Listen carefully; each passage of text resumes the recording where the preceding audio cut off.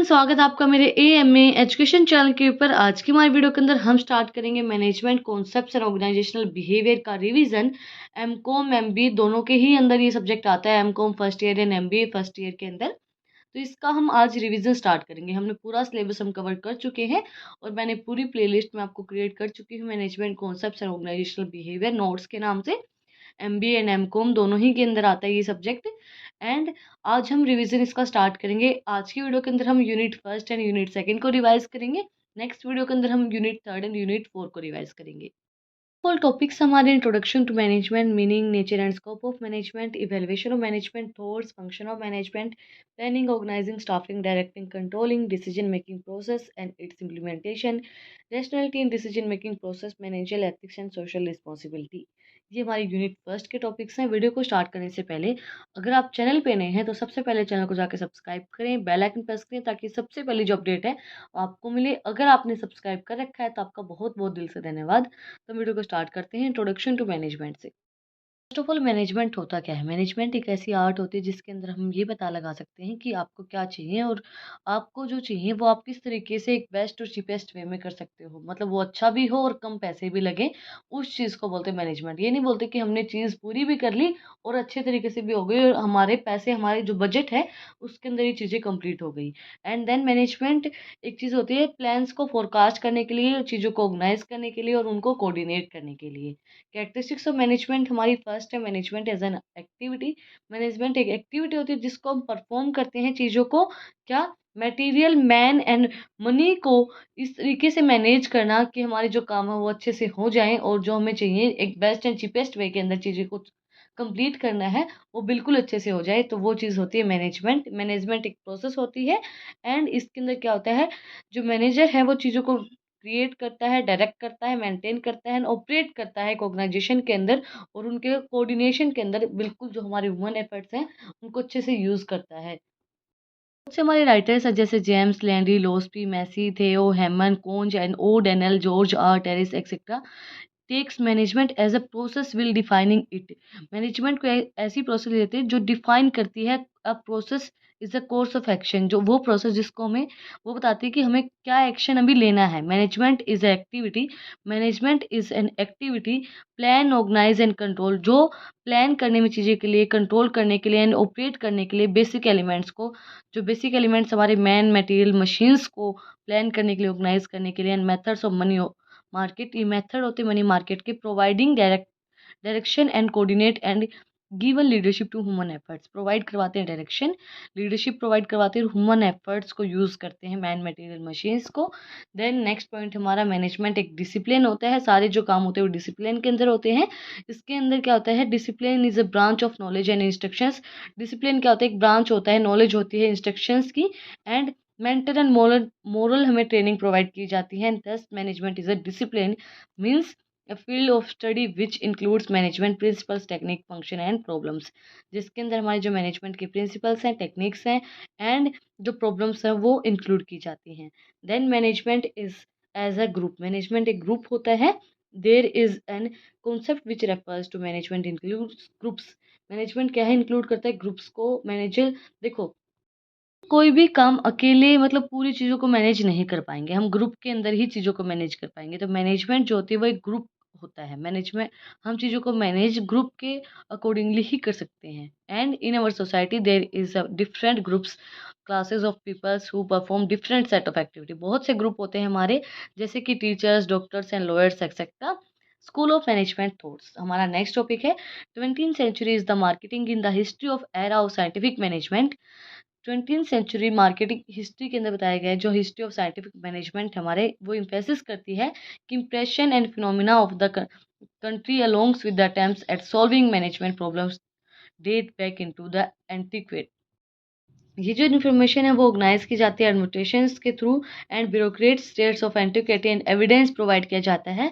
The following factors of the particular have contribute to the needs of management. बहुत से ऐसे factor हैं जो कंट्रीब्यूट करते हैं मैनेजमेंट के अंदर in the present era.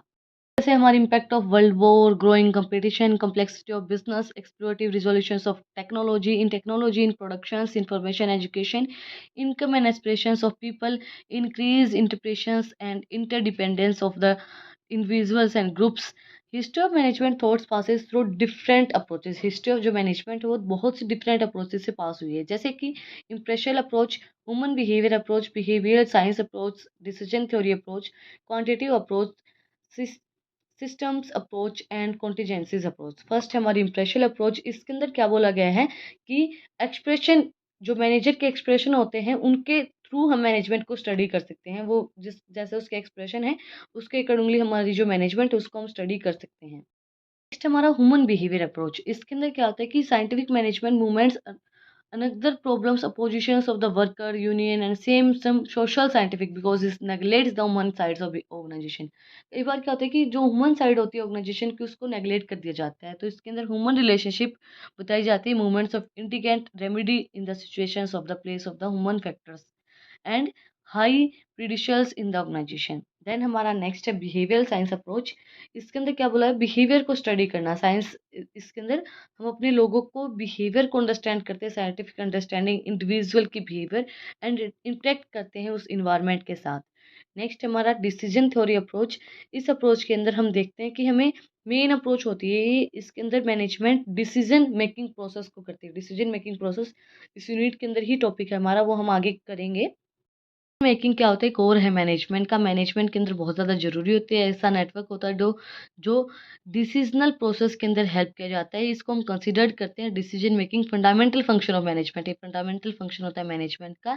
And quantitative approach के अंदर क्या है, क्वांटिटेटिव अप्रोच ऐसी अप्रोच होती है जिसके अंदर हम साइंस अप्रोच डेवलप करते हैं। ये जो है डेवलप की गई थी सेकेंड वर्ल्ड वॉर के ड्यूरिंग द वॉर के ड्यूरिंग के अंदर ब्रिटिश एंड अमेरिकन जर्मनी ने, जिसके अंदर disciplinary approach mathematics physicians and scientific to conduct applied and strategies and militaries operations, इसके अंदर कंडक्ट की गई थी, स्ट्रेटजीज बनाई गई थी उस टाइम पे क्वांटिटी अप्रोच।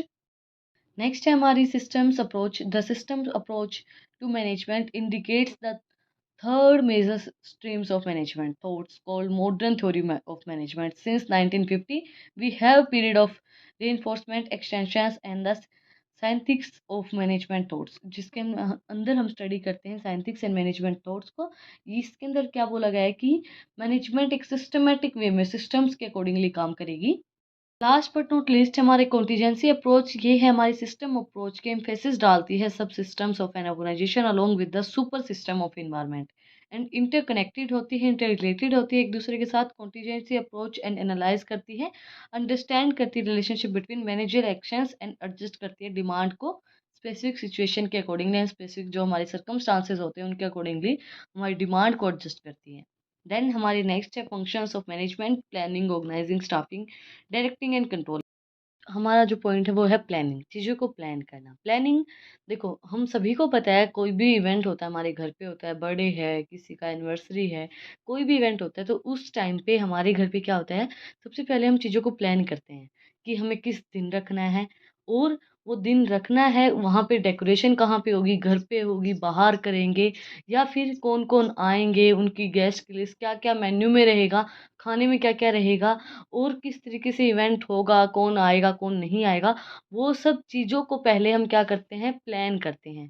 प्लानिंग का मतलब क्या होता है, what to do, how to do, what to do, how to do it, when to do it and who is to do it, कौन उसको करेगा, कैसे करेगा, किस तरीके से करेगा एंड किस टाइम पे होगा, वो सब चीज़ें, उन सब चीज़ों के बारे में प्लान करना। प्लानिंग क्या होती है, फ्यूचर के लिए हम करते हैं। जैसे कई हमने हमेशा से सुना होगा, जो हमारे पेरेंट्स होते हैं वो हमें ये बोलते हैं कि हमने आप लोगों के लिए पहले से प्लान कर रखी चीज़ें, जब हम होते हैं, जन्म होता है हमारा, तब से हमारे लिए प्लानिंग स्टार्ट हो जाती है। जैसे कि मेरी मदर कहती है, जब मैं हुई थी, जब मैं 2 साल की थी, मेरी मम्मी ने मेरी एफडी करवा दी थी। तो वही चीज़ होती है कि उन्होंने पहले से वो चीज़ प्लान कर लेते, पहले से ही वो चीज़ों को जोड़ना स्टार्ट कर देते हैं कि आगे उनकी पढ़ाई के अंदर या और भी किसी चीज़ के अंदर उनको वो पैसे काम आ जाए। तो वो चीज़ें होती हैं प्लानिंग, आगे की सोच के चलते हैं हम लोग। कैरेक्टरिस्टिक्स क्या होंगी प्लानिंग की, सबसे पहले प्राइमरी फंक्शन होता है, ये मैनेजमेंट का प्राइमरी फंक्शन है प्लानिंग मैनेजमेंट का। सबसे पहले हम चीज़ों को प्लान ही करते हैं, देन प्लानिंग जो है वो हमें कंट्रीब्यूट करती है हमारे ऑब्जेक्टिव को अचीव करने के लिए। जैसे हमें अपना इवेंट सक्सेसफुल करना है तो हम चीज़ों को पहले प्लान करते हैं। एक एक चीज़ जब हमारी प्लान होती है तो इवेंट कोई भी खराब नहीं होता है। तो हमारे ऑब्जेक्टिव को अचीव करने के लिए, हमारे फ्यूचर जो भी ऑब्जेक्टिव्स होते हैं उनको अचीव करने के लिए प्लानिंग हमें हेल्प करती है। Planning is an intelligent activity. Planning एक बहुत इंटेलिजेंट एक्टिविटी होती है जिसके थ्रू हम अपने ऑब्जेक्टिव को अचीव कर सकते हैं और हमारे जो भी डिसीजन लेने हैं हमें आगे के लिए, उनके लिए भी प्लानिंग बहुत ज़्यादा हेल्प करती है। Then planning leads to higher efficiency. Planning जो है वो हमें ज़्यादा से ज़्यादा एफिशिएंसी प्रोवाइड करवाती है। The efficiency of the plan is measures in the terms of input and output ratio. A plan with the minimum input cost gives the best possibles और मिनिमम आउटपुट और द डिज़ायर्ड रिजल्ट। हमें जो भी desired result हमें चाहिए हैं, best possible जो भी हमारा आउटपुट है उसको प्रोवाइड करवाने के लिए प्लानिंग जो है वो हमें हेल्प करती है। प्लानिंग एक कंटिन्यूस प्रोसेस होती है। प्लानिंग चलती रहती है आगे के लिए, उससे आगे के लिए हम चीज़ें, हमारी जो चीज़ें वो चलती रहती हैं। जैसे देखो, अभी हमारे पेरेंट्स ने हमारे लिए कुछ चीज़ें प्लान की। भई हमें कहाँ जाना है, कहाँ से हमें ग्रेजुएशन करनी है, कहाँ से हमें आगे की पोस्ट ग्रेजुएशन करनी है, तो वो उन्होंने प्लान किया। देन वो शादी का प्लान करते हैं। उसके बाद हमारी जब शादी हो जाती है, उसके बाद हमारी जो प्लानिंग्स है वो स्टार्ट हो जाती हैं। आगे की फ्यूचर प्लानिंग्स, आगे जो भी हमें करना है, हमारे करियर के प्लान्स, वो सारी चीज़ें जो प्लानिंग होती हैं, वो कंटिन्यू चलती रहती है। जब तक हम अपनी एंड स्टेज पे नहीं आ जाते, जब तक हम मर नहीं जाते, तब तक हमारी जो प्लानिंग है वो चलती रहती है। इसी टाइप से एक ऑर्गेनाइजेशन के अंदर जब तक वो ऑर्गेनाइजेशन एंड नहीं हो जाती है, उस टाइम तक जो प्लानिंग है वो चलती रहती है। प्लान बनते रहते हैं, नए-नए प्रोजेक्ट्स आते रहते हैं और हम उनको इम्प्लीमेंट करते रहते हैं। तो वही चीज़ है इसके अंदर। देन प्लानिंग प्लानिंग जो होती है वो फ्लेक्सिबल होती है नेचर के अंदर। हमें नहीं पता होता कि फ्यूचर के अंदर क्या होगा। हम चीज़ों को प्लान कर लेते हैं, बट हमें नहीं पता होता कि फ्यूचर के अंदर हमारा जो इवेंट है वो हो पाएगा या नहीं हो पाएगा। तो प्लानिंग जो फ्लेक्सिबल होती है नेचर के अंदर, हमें कई बार कई चीज़ें चेंज करनी पड़ जाती हैं। जैसे कोई इवेंट हमने ऑर्गेनाइज़ किया है अपने इस कंपनी के थ्रू या ऑर्गेनाइजेशन के थ्रू, तो वहाँ पे हमने ओपन में कोई इवेंट ऑर्गेनाइज़ कर लिया और वहाँ पे बारिश हो गई, वेदर ख़राब हो गया, तो उस टाइम पे हमारी जो प्लानिंग है वो फेल हो जाती है और प्लानिंग हमें फिर दोबारा करनी पड़ती है या कहीं और हम उन चीज़ों को शिफ्ट करते हैं। देन नेक्स्ट हमारा unity and consequences of planning. Planning जो है वो मेड करती different manager in different times and maintain करती है consequences and unity of planning. One of the essential requirement, ये बहुत ज़्यादा एसेंशियल रिक्वायरमेंट है। यूनिटी बना के रखती है चीज़ों के अंदर planning. And planning is selective in nature. Planning जो होती है वो सिलेक्टिव इन नेचर होती है। हम बहुत सी चीज़ों को चूज़ करके, बहुत से अल्टरनेटिव जो हमारे पास आइटम्स होते हैं उनके अंदर से एक चूज़ करके, सिलेक्ट करके आइटम, तब हम चीज़ों को प्लान करते हैं कि हमें ये चीज़ करनी है। मैं आप लोगों को लाइन टू लाइन इसलिए नहीं करवा रही हूँ क्योंकि जब हमने पूरा सिलेबस कंप्लीट किया था तब मैंने आपको बिल्कुल लाइन टू लाइन चीज़ें करवाई हैं। तो अगर आपको लाइन टू लाइन बिल्कुल एक्सप्लेनेशन चाहिए तो आप लोग management concepts and organisational behaviour की पूरी प्लेलिस्ट क्रिएट है, आप उस पे जाके चेक कर सकते हैं। आज हमें सिर्फ रिवीजन करना है, तो मैं सिर्फ आपको मोटा-मोटा बता रही हूँ कि क्या-क्या चीज़ें इसके अंदर होती हैं। इंपॉर्टेंस ऑफ प्लानिंग, सबसे पहले planning is necessary because of uncertainty and changing. Planning बहुत ज़्यादा ज़रूरी है क्योंकि जो हमारा फ्यूचर है वो अनसर्टेन है। हमें नहीं पता फ्यूचर के अंदर क्या होगा। देखो, हमारी ऑर्गेनाइजेशन अभी अच्छे से चल रही है, लेकिन हमें नहीं पता कि फ्यूचर के अंदर क्या होगा, हमारा प्रॉफ़िट होगा, नहीं होगा, या फिर हमारा लॉस हो जाएगा या चोरी हो जाएगी, कुछ चीज़ें जल जाती हैं, थेफ्ट। तो उस टाइम पे हम चीज़ों को पहले प्लान करके चलेंगे तो बहुत ज़्यादा अच्छा रहता है। हमारे पास अगर हमारा फ्यूचर बैकअप है, फ्यूचर के लिए हमारे पास प्लान है, तो हमारी लाइफ़ थोड़ी-सी अच्छे से कट जाती है। नहीं तो सिचुएशंस तो बदलती रहती हैं। अभी ये नहीं बोलते कि पैसा आज आपके पास है, कल हमारे पास होगा, तो वो सिचुएशंस बदलती रहती हैं, बट चीज़ों की अगर आप अच्छे से प्लानिंग करते चलोगे तो आपको ज़्यादा दिक्कत फ्यूचर के अंदर नहीं आएँगी। जैसे कि आपको बहुत अच्छा एक एग्ज़ाम्पल देती हूँ, जब लड़कियां घर में हो जाती है, कोई भी लड़की होती है घर में, तो उसकी फ्यूचर प्लानिंग उसके होते ही स्टार्ट हो जाती है। मुझे नहीं पता क्यों होती है, बट लेकिन उसकी जो शादी की प्लानिंग है वो होते ही स्टार्ट हो जाती है। ये सच्चाई है कि होते ही उसको मतलब ये बोलना स्टार्ट कर दिया जाता है। ये तो नहीं कहते कि तू पराई है, मतलब थोड़े बहुत घरों में ये भी बोलते होंगे, बट ये तो ज़रूर बोल देते हैं कि तेरी शादी में काम आएगा, तेरी शादी में ये करेंगे, तेरी शादी, मतलब वो आते ही उसके घर में तेरी अब उसकी शादी के लिए प्लान्स बनने स्टार्ट हो जाते हैं। तो वही चीज़ है, फ्यूचर अनसर्टेन होता है, चेंज होता रहता है, फ्यूचर में क्या पता क्या हो जाए, तो चीज़ें हमें पहले ही प्लान कर लेनी चाहिए।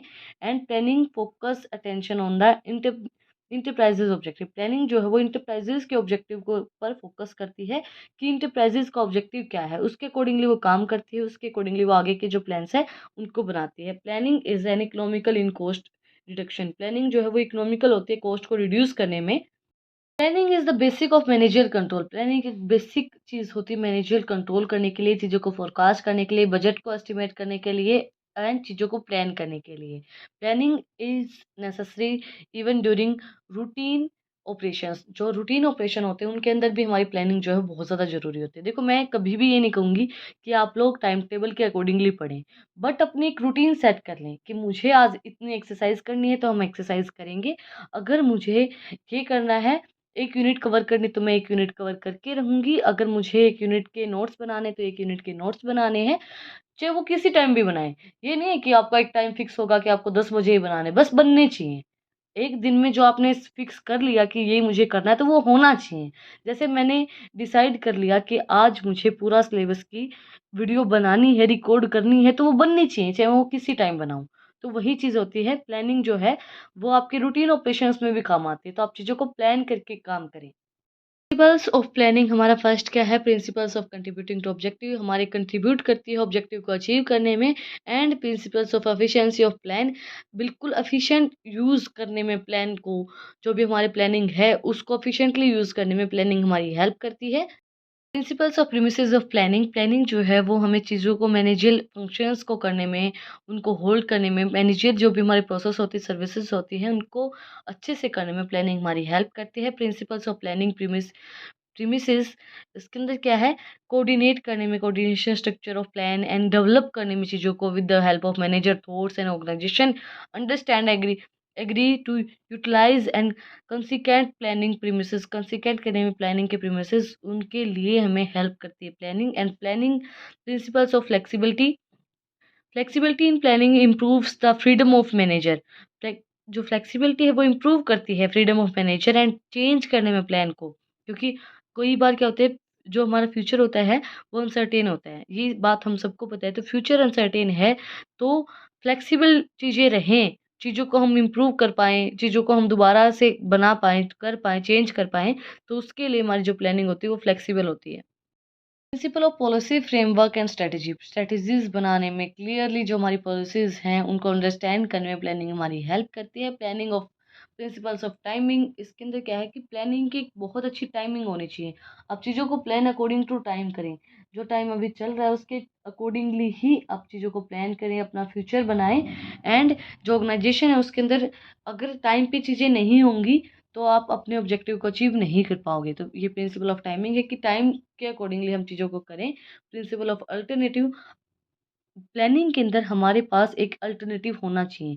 अगर ये नहीं हुआ तो, अगर ये जो प्लान है हमारा वो सक्सेसफुल नहीं हो पाया तो हमारे पास जो दूसरा प्लान है वो हम कर पाएँ। तो अल्टरनेटिव हमारे पास एक होना चाहिए कि हम अपने प्लान को सक्सेसफुल कर पाएँ। प्रिंसिपल ऑफ कॉन्टी कमिटमेंट, हमने जो कमिटमेंट की है कि हम को इस ऑब्जेक्टिव को अचीव करेंगे, तो वो ऑब्जेक्टिव हमारा अचीव होना चाहिए। लॉजिकली प्लानिंग को curves period of time in the future necessary to foresees thoughts and services of action, the fulfilment of commitment involve in the decision, क्योंकि जो फुलफिलमेंट है वो इन्वॉल्व होती है डिसीजन मेकिंग के अंदर।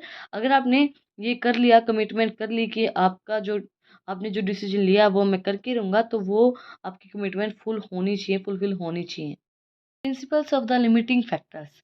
While choosing from the among alternative, the planner should focus on the those factors which are critical to the alternative of the desired goal. देखो, जो हम प्लान वही चीज़ को करेंगे जिसको मतलब हमें ये कि हमें ये गोल चाहिए, उस गोल को अचीव करना है, उस गोल को अचीव करने के लिए हम चीज़ों को प्लान करेंगे। Then principle of competitive strategies, which formulating plans a manager should take into account the plan reveals and complete competitors, competitive strategies बनाना कि हमारा जो प्लान है वो हम उसके थ्रू अपने ऑब्जेक्टिव्स को अचीव कर पाएंगे। प्रिंसिपल है ये कॉम्पिटिटिव स्ट्रेटजीज को बनाना। And principles of navigational change, जो प्लानिंग है वो डिसीजन लेने में, कमिटमेंट करने में, फ्यूचर के लिए चीज़ों को करने में इम्पोर्टेंट है। एंड मैनेजर क्या है, वो चेक करेगा इवेंट्स को कि वो अच्छे से हो पाया नहीं हो पाया, उसका रिव्यू लेगा कि जो हमने इवेंट किया है वो अच्छे से हुआ है नहीं हुआ है, आपको पसंद आया नहीं आया है, तो उसका रिव्यू लेना, review plans and necessary to maintain course of towards a desired goal, और आपका जो गोल था वो अचीव हो पाया नहीं हो पाया। हमारे component of planning, first of all components हमारे स्टैंडिंग और rapid plans, objective, policies, procedure, methods and rules and regulations. Next है हमारे मास्टर्स और single use plans, budget, programmes, project, strategy. Standing या रैपिड प्लान्स जो होते हैं वो हमारी शॉर्ट पीरियड के लिए होते हैं कि ऑब्जेक्टिव हमने बना लिया, पॉलिसीज़ हमने बनाई, प्रोसीजर, मेथड्स, रूल, रेगुलेशन हो गए। मास्टर और सिंगल यूज़ प्लान्स क्या होते हैं? ये लॉन्ग पीरियड के लिए होते हैं। बजट, प्रोग्राम्स, प्रोजेक्ट्स हो गए। बजट हम 5 साल के लिए बनाते हैं, प्रोग्राम्स भी हम लंबे-लंबे समय तक के लिए सेट करते हैं। प्रोजेक्ट्स हो गए हमारे, वो बहुत लॉन्ग टर्म के लिए होते हैं। एंड जो हमने स्ट्रेटजीज़ बनाई हैं वो भी लॉन्ग टर्म के लिए होती हैं। तो ये मास्टर और सिंगल यूज़ प्लान है जो हम एक ही बार यूज़ करते हैं।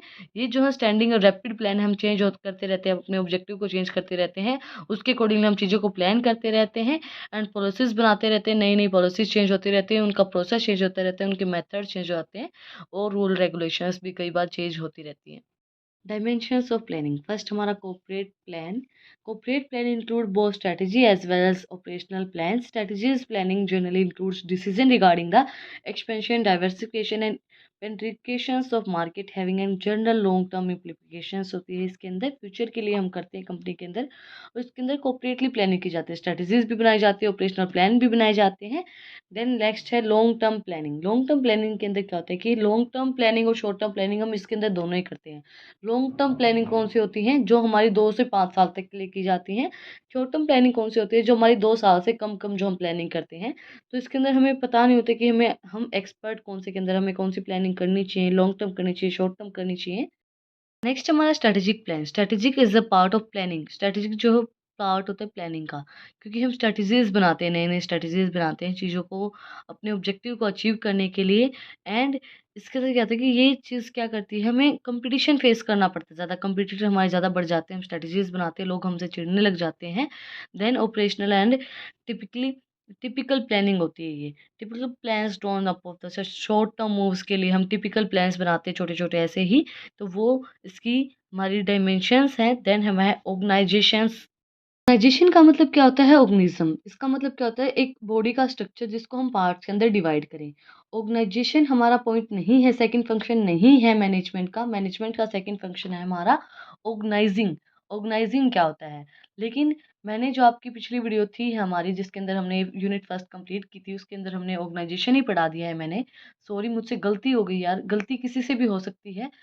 गलती क्यों हुई वो भी मैं बता देती हूँ आप लोगों को। मैनेजमेंट एंड ऑर्गेनाइजेशनल बिहेवियर की जो बुक है मेरे पास, उसके अंदर प्लानिंग के बाद ऑर्गेनाइजेशन लिख रखा था और मैंने इस चीज़ का ध्यान दिया नहीं, ये ऑर्गेनाइजिंग है या ऑर्गेनाइजेशन है, और मैंने सेम नोट्स वहाँ बना दिए।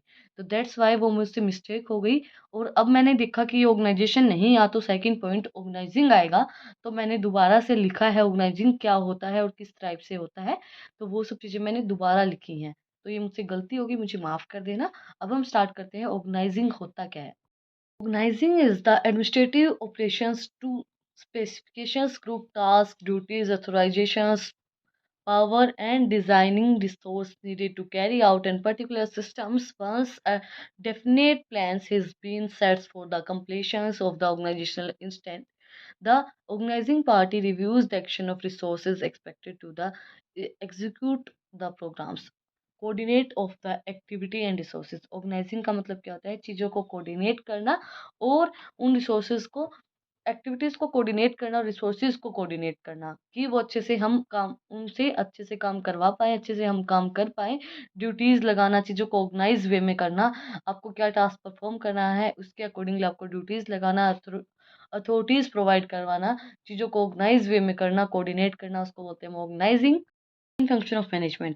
Organizing is arranging peoples and tasks to carry out the business plans and objective. Organizing एक arranging people, लोगों को arrange करना एक task को perform करने के लिए and business plan and objectives को complete करने के लिए। The three level of management are upper management, middle management and lower management.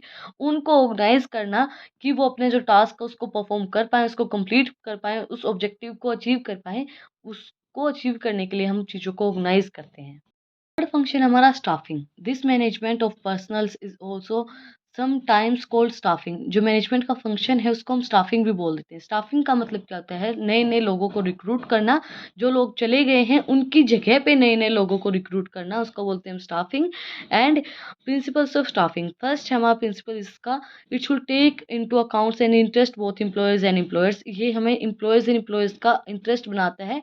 नए नए रिवॉर्ड्स प्रोवाइड करवाए जाते हैं इसके अंदर। स्टाफिंग जो है वो प्रोसेस बनाने में हेल्प करता है। स्टाफिंग के अंदर क्या होता है, हम नए-नए लोगों को रिक्रूट करते हैं, नए-नए एम्प्लॉइज़ को रिक्रूट करते हैं, ट्रेनिंग प्रोवाइड करवाते हैं उनको। सिंपल होता है ये, रिस्पॉन्सिबल एंड सूटेबल होता है, परमानेंट होता है, फ्लेक्सिबल होता है ये नेचर के अंदर एंड रिस्पॉन्सिव होता है इंडस्ट्री के अंदर, सोसाइटी के अंदर।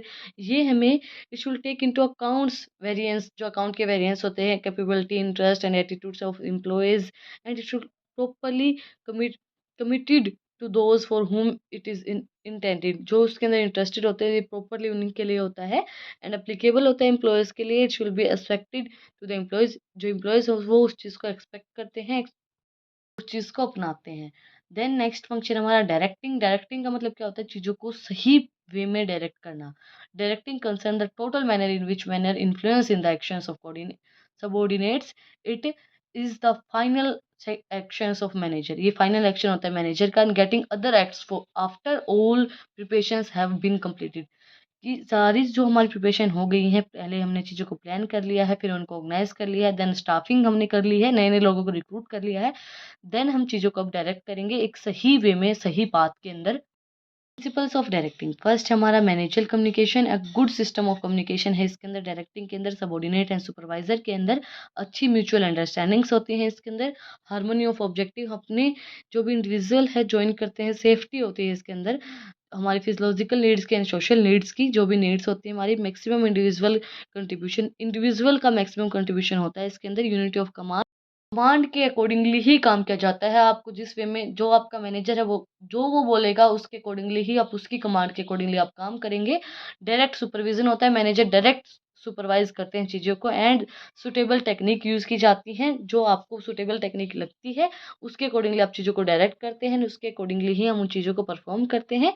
एंड कॉम्प्रिहेंशन होता है, कम्युनिकेशन जो है वो ऑर्डर एंड इंस्ट्रक्शंस के अकॉर्डिंगली होती है, सफिशिएंट होती है। Manager should ensures the subordinate correctly understand. Manager बिल्कुल जो आप अंडरस्टैंड कर सकते हो उसके अकॉर्डिंगली ही चीज़ों को बताता है, what they are to do, आपको क्या करना है, और when they are to do, कब करना है, क्या करना है, कैसे करना है। वो सब चीज़ें ईजी एंड अंडरस्टैंडिंग जो आपकी लैंग्वेज होती है उसके अंदर आपको बताई जाती हैं। Strategy use for informal organisation, strategies जो इनफॉर्मल ऑर्गेनाइजेशन के अंदर यूज़ की जाती है। Management should try to understand make uses of informal groups. जो मैनेजमेंट है वो ये देखती हैं, ट्राई करती हैं कि जो इनफॉर्मल ग्रुप्स हैं वो स्ट्रेटजीज को समझ पाएँ, फॉर्मल ग्रुप्स ऑफिशियल रिलेशनशिप उनकी समझ पाएँ, सारी चीज़ें। एफिशिएंट लीडरशिप होती है, मैनेजर जो है वो एक्ट करता है एक अच्छा लीडर, इफेक्टिवली वो काम करता है, किसी को भी डिससैटिस्फैक्शन नहीं होता है उस चीज़ से। And principles of follow through, और जो सारे प्रिंसिपल्स हैं उनको सबको फॉलो उसको करना होता है। Effective directing provides following benefit, जो इफेक्टिव डायरेक्टिंग है वो हमें क्या क्या बेनिफिट्स प्रोवाइड करवाती है। डायरेक्टिंग इंश्योर करती है कि आपका सारा जो काम है वो कोऑर्डिनेशन में होगा, कोऑर्डिनेट होगी सारी चीज़ें। एंड डायरेक्टिंग फैसिलिटेट करती है चेंजिंग को, कि आप कोई भी चेंज आए हैं उनको फैसिलिटेट करने में हेल्प करती है डायरेक्टिंग।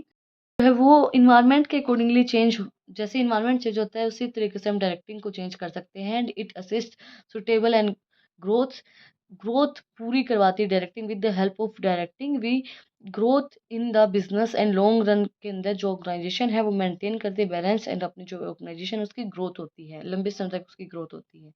नेक्स्ट हमारा फंक्शन है कंट्रोलिंग।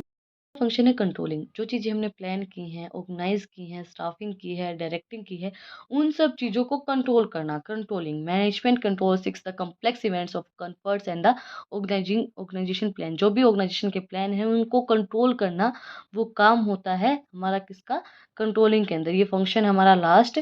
ऑब्जेक्टिव्स ऑफ कंट्रोलिंग हमारे क्या होंगे, देखना कि आपका जो प्लान है उसके अकॉर्डिंगली जो आपकी परफॉर्मेंस है वो सही आई है या नहीं आई, सही से आपने परफॉर्म चीज़ों को किया है या नहीं किया है।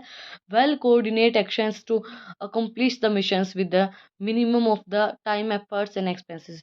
जो आपने काम किया है वो कोऑर्डिनेशन के साथ हुआ है नहीं हुआ है, आपका जो मिशन है वो फुलफिल हो पाया है नहीं हो पाया है।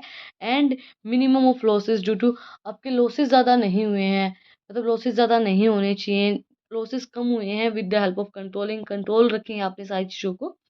देन कंट्रोलिंग के प्रिंसिपल्स, हमारे principles of assurance of objective, हमें ये अश्योर देता है ऑब्जेक्ट कंट्रोलिंग कि आपका जो ऑब्जेक्टिव है वो अचीव होगा with the help of controlling. Next हमारा प्रिंसिपल्स ऑफ एक्शन कंट्रोलिंग जो है वो हमें हेल्प करती है इंडिकेट करने में जो भी हमें एक्शन लेने हैं करेक्टली हम उनको ले पाएँ, जो हम प्लान कर रहे हैं, स्टाफिंग कर रहे हैं, लीडिंग कर रहे हैं, वो बिल्कुल सही वे में हो पाएँ।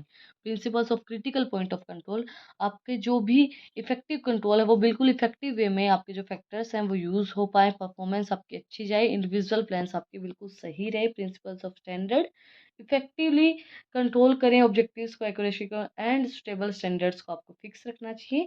एंड नेक्स्ट है हमारा principles of flexibility of control.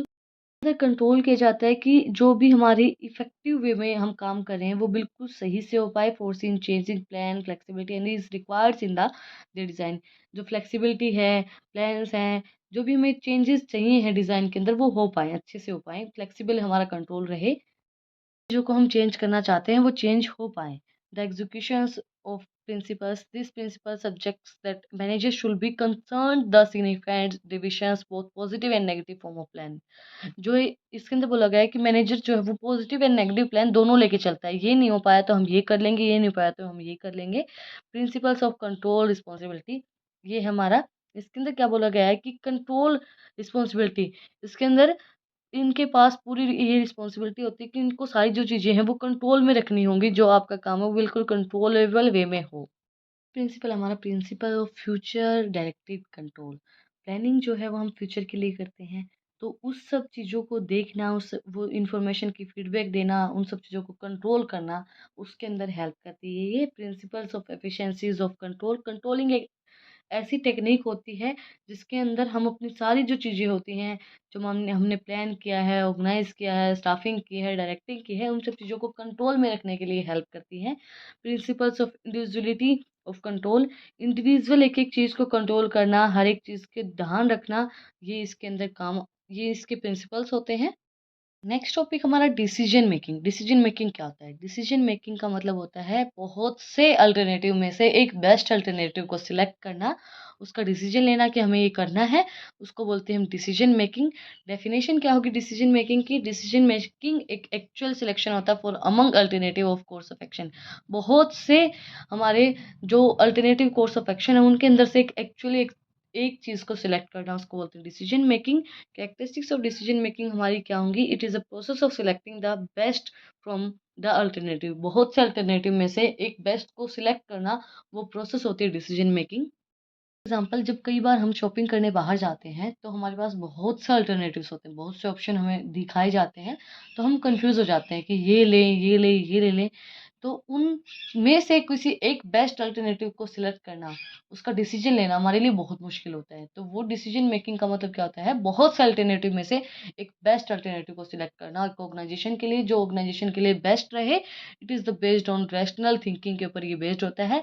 हम डिसीजन अपने जो कंक्लूज़न है, मतलब हर एक चीज़ के पॉइंट ऑफ व्यू जान के, मतलब हर एक इंसान के पॉइंट ऑफ व्यू जान के कि ऐसा करेंगे तो ऐसा हो सकता है, ऐसा करेंगे तो ऐसा हो सकता है, उनमें से बिल्कुल एक बेस्ट को सिलेक्ट करना एक रैशनल थिंकिंग होती है decision making. It is always related to some problems और कॉन्फ्लिक्ट। ये हमेशा कोई प्रॉब्लम या कॉन्फ्लिक्ट से रिलेटेड होता है। जैसे कई बार क्या होता है कि ऑर्गेनाइजेशन के अंदर स्ट्राइक कर देते हैं, वर्कर्स एम्प्लॉय स्ट्राइक कर देते हैं, तो उस टाइम पे आपको जो डिसीजन है वो लेना पड़ता है। कोई भी डिसीजन हो, उसके बिहाफ में ले रहे हो आप, उसके अगेंस्ट ले रहे हो, लेकिन आपको डिसीजन लेना पड़ता है। तो डिसीजन आप तभी लेते हो, तभी उस प्रोसेस को यूज़ करते हो, डिसीजन मेकिंग प्रोसेस को, जब आपके या तो कोई प्रॉब्लम अराइज हो गई है या कोई कॉन्फ्लिक्ट हो गया है, कोई झगड़ा हो गया है। नेक्स्ट हमारा it involves the evaluations of various available alternatives. ये इन्वॉल्व करता है बहुत से अल्टरनेटिव्स को और उनके अंदर से हमें एक बेस्ट को सिलेक्ट करना होता है। And it is aimed at a achieving organisation goal. इसका एक एम यही होता है कि अपने ऑर्गेनाइजेशन के गोल को अचीव कर पाए with the help of decision making. आप सही डिसीजन लेंगे तो आपके ऑर्गेनाइजेशन का गोल अचीव हो पाएगा। अगर आपने गलती से गलत डिसीजन ले लिया है तो आपके ऑर्गेनाइजेशन का गोल आपको अचीव करने में बहुत ज़्यादा मुश्किल आ सकती है। डिसीजन मेकिंग प्रोसेस क्या होगी? सबसे पहले आप डिफाइन करेंगे कि प्रॉब्लम कहाँ आ रही है, किस चीज़ में प्रॉब्लम है, क्या आपको चाहिए। जैसे कि वर्कर्स के अंदर जब वर्कर्स ने स्ट्राइक कर दी है तो उस टाइम पे सबसे पहले आप प्रॉब्लम को डिफाइन करेंगे कि वर्कर के साथ क्या प्रॉब्लम आ रही है, किस टाइप की प्रॉब्लम आ रही है, उस सब चीज़ों को डिफाइन करेंगे। देन आप उस जो प्रॉब्लम है उसको एनालाइज करके देखेंगे कि इस प्रॉब्लम का सोल्यूशन क्या निकल सकता है, किस टाइप से हम इस प्रॉब्लम का सोल्यूशन कर सकते हैं। 2-3 अल्टरनेटिव सोचोगे कि हम ये डिसीजन ले सकते हैं, हम ये डिसीजन ले सकते हैं, तो आप डेवलप करोगे अल्टरनेटिव्स को कि हम ऐसा कर सकते हैं, हम ऐसा कर सकते हैं। देन उन अल्टरनेटिव्स को आप इवैल्यूएट करके देखोगे कि और भी ऐसा कैसे हो सकता है, इस तरीके से हम कर सकते हैं, इस तरीके से हम कर सकते हैं। और उन अल्टरनेटिव्स को इवैल्यूएट करने के बाद उनका सारा निचोड़ लेके आने के बाद हम उनके अंदर से एक बेस्ट अल्टरनेटिव को सिलेक्ट करेंगे एंड हम उस डिसीजन का एग्जीक्यूशन कर देंगे, उस डिसीजन को एग्जीक्यूट कर देंगे। देन फॉलो अप एक्शन, हम फिर एक्शन ले लेंगे कि अब हमें ये करना चाहिए, ऑर्गेनाइजेशन के लिए ये अच्छा है, और वो जो अच्छा डिसीजन है वो हम सबको बता देंगे कि हमने ये डिसाइड किया है, हमने ये डिसीजन लिया है। Principles of decision making first was principles of educate information. हमें जो भी इन्फॉर्मेशन है वो डिसीजन मेकिंग के हेल्प से हमें प्रोवाइड हो जाती है।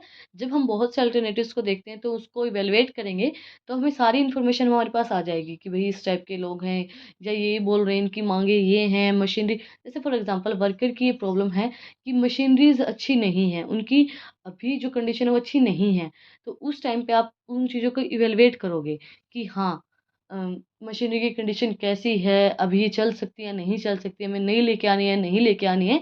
तो प्रिंसिपल्स ऑफ एडुकेट इन्फॉर्मेशन, जो भी आपको इन्फॉर्मेशन आपके ऑर्गेनाइजेशन के अंदर नीडेड होती है, वो उसकी इन्फॉर्मेशन आपको प्रोवाइड हो जाती है। प्रिंसिपल्स ऑफ लिमिटिंग फैक्टर्स, आपके जो फैक्टर्स हैं, जो भी मैनेजर जो है वो make use of principle of limiting factor of develop to different alternatives को डेवलप करने के लिए लिमिटिंग फैक्टर्स होते हैं। इसके अंदर क्या बोला गया है कि हम इसके अंदर डिसीजन मेकर जो डिसीजन लेता है कि क्या एक ऑर्गेनाइजेशन के लिए बेस्ट है, क्या नहीं है, क्या ऑर्गेनाइजेशन को करना चाहिए, क्या ऑर्गेनाइजेशन को नहीं करना चाहिए, what an organisation can accomplish and what it can not do, क्या उसको नहीं करना चाहिए, क्या उसको अकम्प्लिश करना चाहिए। देन नेक्स्ट प्रिंसिपल है हमारा principles of considering others views, दूसरे लोगों के व्यूज़ भी जानने चाहिए। जैसे कि कई बार क्या होता है कि हम बिना सोचे समझे अपना डिसीजन सुना देते हैं, तो ऐसा नहीं करना चाहिए। हमें दूसरी जो साइड है उसके भी व्यूज़ जानने चाहिए। जो वर्कर्स को मान लीजिए प्रॉब्लम हो रही है, तो हमें उसके भी व्यूज़ जानने चाहिए कि वर्कर्स क्या कहना चाहते हैं। नेक्स्ट है हमारा principles of maximisation of profit. Decision making के हेल्प से हम अपना जो प्रॉफिट है उसको मैक्सिमाइज कर पाएंगे। In principles of human resources, with the help of decision making कोई भी हमसे नाराज़ नहीं होगा, ह्यूमन रिसोर्सेज को भी हम बहुत अच्छे से यूज़ कर पाएंगे। लास्ट टॉपिक है हमारा यूनिट फर्स्ट का manager ethics. The principles of by which managers leads to company will be depict everything from the employees ethics and companies moral and productivity. Manager ethics क्या होता है? एक basic part होता है business ethics का। जो business ethics होते हैं, जैसे कि जो मोरल प्रिंसिपल्स एंड बिलीव्स होते हैं हमारे एक ह्यूमन बिहेवियर के अंदर, एक एम्प्लॉयज़ के बिहेवियर के अंदर क्या क्या मोरल प्रिंसिपल्स एंड एथिक्स होने चाहिए, वो होते हैं मैनेजर एथिक्स। इसके अप्रोचेस क्या है? फर्स्ट है हमारी यूटिलिटेरियन अप्रोच। इस अप्रोच के अंदर क्या बोला गया है? एनालाइज करते हैं इफेक्टिव डिसीजन को, people and affected by the decision. वो उन चीज़ों को एनालाइज करते हैं जो आपने डिसीजन लिया है उससे कौन पीपल अफेक्ट हुआ है, कौन नहीं हुआ है। पॉजिटिव एंड नेगेटिव रिजल्ट आता है इसका। कई लोग हमारे डिसीजन से खुश होते हैं, कई लोग हमारे डिसीजन से खुश नहीं होते हैं। अप्रोच हमारी मोरल राइट अप्रोच। इसके अंदर हमारे राइट्स को देखा जाता है, राइट को फॉलो किया जाता है। एथिकल कोड जो होते हैं हमारे राइट्स होते हैं, मोरल राइट जो हमारे right to safety, right to speech, right to life and right to express feelings. ये जो हमारे राइट्स हैं इनको फॉलो किया जाता है मैनेजर की हेल्प से। एंड नेक्स्ट हमारा सोशल जस्टिस अप्रोच। इस अप्रोच के अंदर हमारे एक्शन जो होते हैं वो फेयरली लिए जाते हैं, कोई भी पार्शलिटी नहीं होती है और इक्विटेबिलिटी होती है, सबको इक्वल रख के हमारे जो डिसीजन है वो लिए जाते हैं। डिजिटल एथिक्स हमें राइट्स एंड मोरल्स प्रोवाइड करवाते हैं। तो इसकी नीड क्या होती है? कस्टमर्स के जो भी राइट्स होते हैं, प्लेस राइट टाइम पे जो भी place right time right place and right price के ऊपर हमें चीज़ें प्रोवाइड करवाई जाएँ। उनके लिए बहुत ज़्यादा ज़रूरी है ये कि कस्टमर्स को सही चीज़ें प्रोवाइड करवाई जाएँ, सही प्राइस के ऊपर प्रोवाइड करवाई जाएँ और सही जगह पे प्रोवाइड करवाई जाएँ। इसलिए मोरल एथिक्स जो हमारी मैनेजरियल एथिक्स हैं वो ज़रूरी होते हैं। एंड ये long run survival of business. अगर आपको अपना जो बिजनेस है, जो फर्म है वो लंबे समय तक चलानी है, तो आपको अपने मोरल्स को फॉलो करना पड़ेगा। कस्टमर्स की सारी सेफ्टी वगैरह और सारी उनको मतलब हक देना पड़ेगा कि वो बोल सकें अगर उनको कोई कमी महसूस हो रही है तो। जो एथिक्स होते हैं वो मैंने आपको बताया कि बहुत से राइट प्रोवाइड करवाते हैं, तो ये हमें प्रिवेंट करते हैं कि जो भी फॉर एग्जांपल जो वर्कर्स हैं उनको लो वेजेस प्रोवाइड करवाई जा रही है और वर्कर को अच्छी कंडीशन प्रोवाइड नहीं करवाई जा रही है, तो वो सब चीज़ों को प्रोवाइड करवाने के लिए मैनेजर एथिक्स यूज़ किए जाते हैं। की ज़रूरत होती है उस चीज़ के लिए लीगल फ्रेमवर्क होता है ये, जो हमारे वर्कर्स हैं या कंज्यूमर हैं या एम्प्लॉयज़ हैं उनके लिए ये प्रोवाइड करवाता है। Consumer companies against unethical business practices, जो भी अनएथिकल बिजनेस प्रैक्टिसेस होती है तो लीगली हम उनके ऊपर केस कर सकते हैं। It works unfair for consumer protection act 1986, ये वर्क करते हैं कंज्यूमर प्रोटेक्शन एक्ट 1986 के थ्रू। कंज्यूमर प्रोटेक्शन एक्ट 1986 के अंदर हमें राइट्स प्रोवाइड करवाए गए हैं, right to safety, right to hear, right to inform, right to speech, right to express feelings, right to life, ये सारे हमें राइट्स प्रोवाइड करवाए गए हैं। देन नेक्स्ट हमारे barriers to manager ethics. First है हमारा chain of command, group membership and in group priorities. Next topic हमारा सोशल रिस्पॉन्सिबिलिटीज। सोशल रिस्पॉन्सिबिलिटी का मतलब क्या होता है? हर एक इंडिविजुअल की, हर एक ऑर्गेनाइजेशन की, हर एक बिजनेस की, हर एक फर्म की सोशल रिस्पॉन्सिबिलिटी होती हैं कि हमारी जो इकोनॉमी है उसको बैलेंस रखें। आप टाइम टू टाइम टैक्स पे करें, क्योंकि अगर आप टैक्स पे करोगे तो वो हमारी जीडीपी को इंक्रीज़ करने में हेल्प करेगा। तो हमारी जो सोशल रिस्पॉन्सिबिलिटीज़ हैं वो उनको हमें निभाना चाहिए, हमारी ड्यूटीज़ को निभाना चाहिए हमें। सोशल रिस्पॉन्सिबिलिटी का मतलब क्या होगा? सोशल रिस्पॉन्सिबिलिटी बिजनेस के अंदर एडिशन होता है मैक्सिमाइज करने के लिए शेयर होल्डर की वैल्यूज़ को, must act as a manner benefiting to society, benefit होता है सोसाइटी के लिए। Social responsibility, corporate social responsibility, social responsibility की हेल्प से हम अपने बिजनेस को लंबे समय तक चला सकते हैं। अगर आप अपने ऑर्गेनाइजेशन के 10% नहीं, आप 5% प्रॉफिट भी सोसाइटी के लिए दान दें, इस सोसाइटी के लिए काम करें, अगर आप अच्छे से टैक्स भी पे कर दें ना, कि बिल्कुल fair to and fair business का व्यू दिखा के आप अपने अच्छे से टैक्स भी पे कर देना, तो भी अपनी जो आपका बिजनेस है वो अच्छे से चलेगा, लोगों का आपके ऊपर फेथ बना रहेगा, आपकी गोल को अचीव करने में आपको हेल्प करेगा, मार्केट के अंदर आपका नाम बना रहेगा, रिसोर्सेज भी आपके अच्छे से रहेंगे, एथिक्स जो हैं वो सस्टेनेबल रहेंगे, रिस्पॉन्सिबिलिटीज़ आपकी सारी फुलफिल होंगी। Types of corporate social responsibility, first was environmental responsibility. Environmental responsibility हमारी क्या है कि हमें इन्वायरमेंटल फ्रेंडली ही काम करने चाहिए। कोई भी मतलब ऐसा काम नहीं करना चाहिए जैसे इंडस्ट्रीज़ का जो वेस्ट होता है वो ऐसी जगह पे ना जाए जो इन्वायरमेंट को अफेक्ट करे। तो हमें इन्वायरमेंटल रिस्पॉन्सिबिलिटी सारी निभानी चाहिए। Ethical human rights social responsibility, जो एथिकल ह्यूमन के जो राइट्स होते हैं, right to safety, right to hear, right to choice, वो सारे हमें निभाने चाहिए, रिस्पॉन्सिबिलिटीज़ उनकी फुलफिल करनी चाहिए एंड उनको इग्नोर नहीं करना चाहिए ह्यूमन के राइट्स को।